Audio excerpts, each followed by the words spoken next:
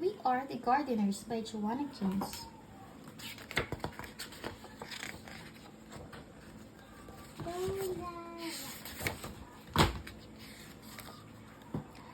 We Are the Gardeners. That's a pretty official title, but we didn't start out this way. Just like our garden, we started small and grew from there.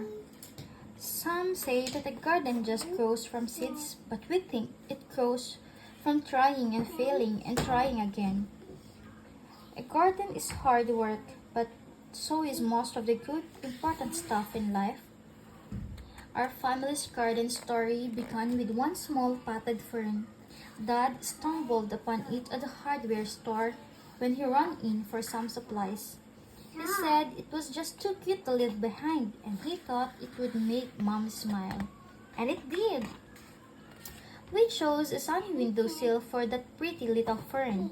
It seemed like a good, safe spot for him to grow.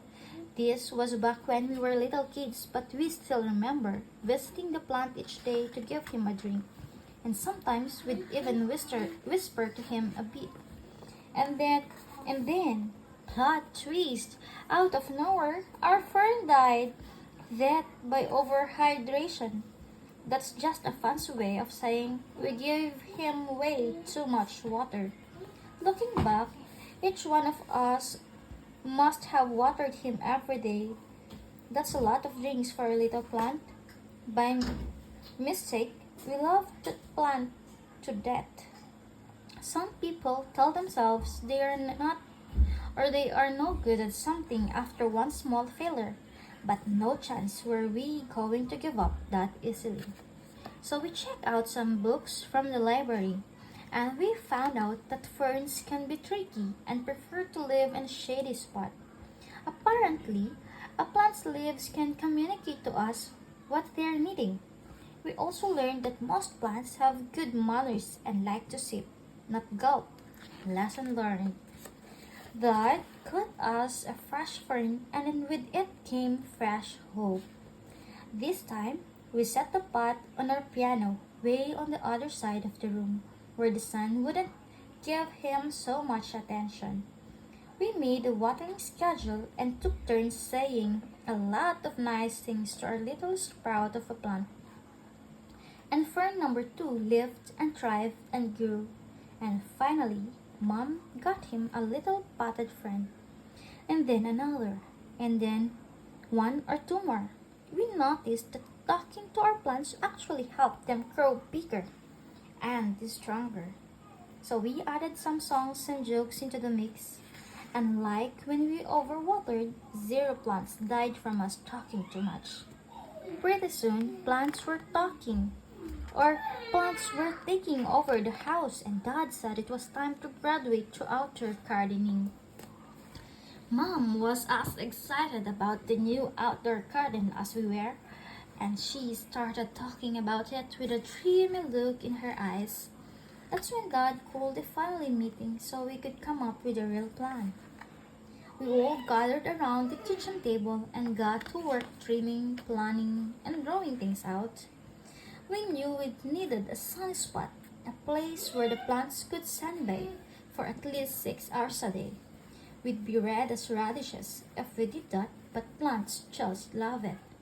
And more than that, they need it. In the garden, there is no life without light.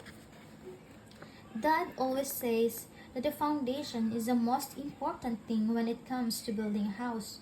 A house can't be strong if it's built on something weak, and the same holds true in the garden. So to make the foundation of our garden strong, we filled it with something called soil. Good soil, which includes a bunch of tiny living things called organisms, can grow things in it. That's pretty amazing when you stop and think about it. A whole hidden world of life is happening beneath our feet. Just because you can't see the good things with your eyes doesn't mean they're not there.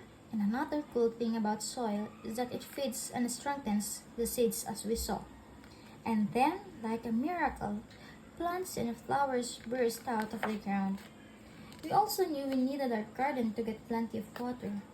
Rain is the very best thing for plants to drink, but it's hard to know when and if rain is coming. So a couple other options to keep plants hydrated are to collect rainwater or use a sprinkler or garden hose to get the job done.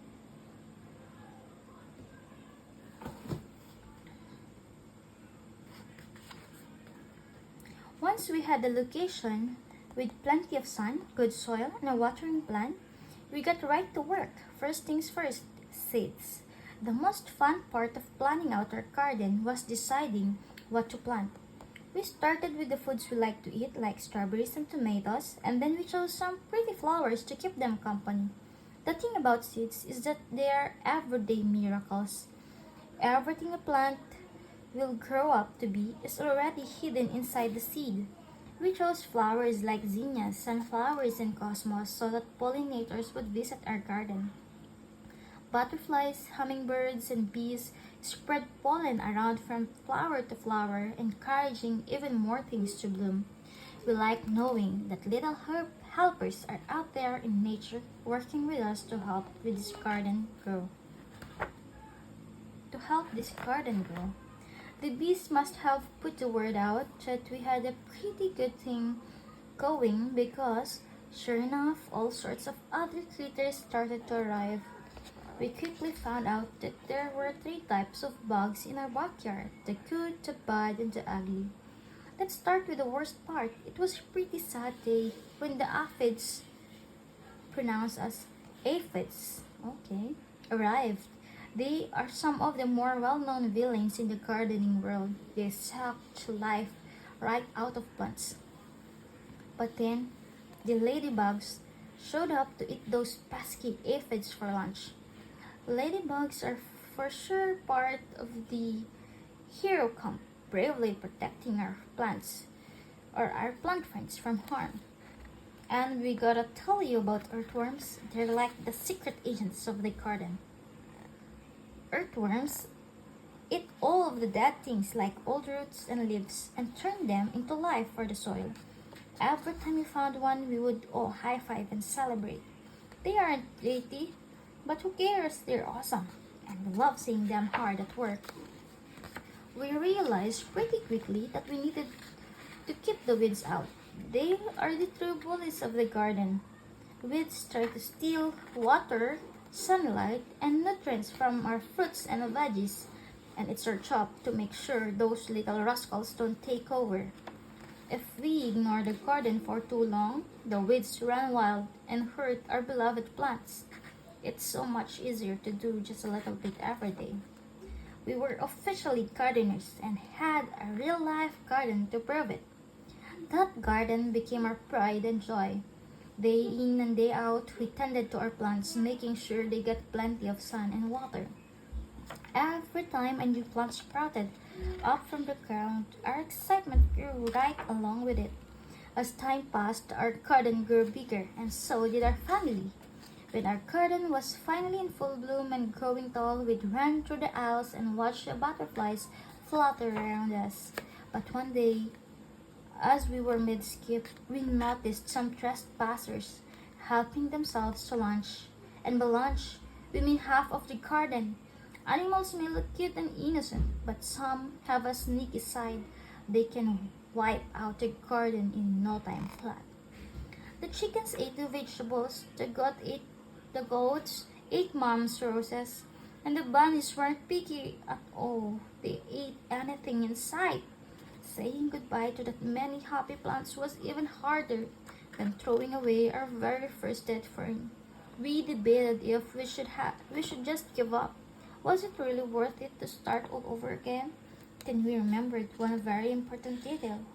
We are the gardeners. It was our responsibility not only to grow this garden, but also to protect it. So we put up a little fence to keep the animals out and got to work rebuilding our garden. It didn't take long to get our plants and flowers growing tall again.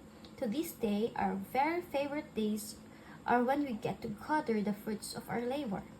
Mom loves to set the table with pretty flowers in every color you can imagine. We help her dream up recipes for the food we've grown. Sometimes, when we see all that beauty laid out, we can't believe our hands helped bring it to life, and it makes all the hard work worth it.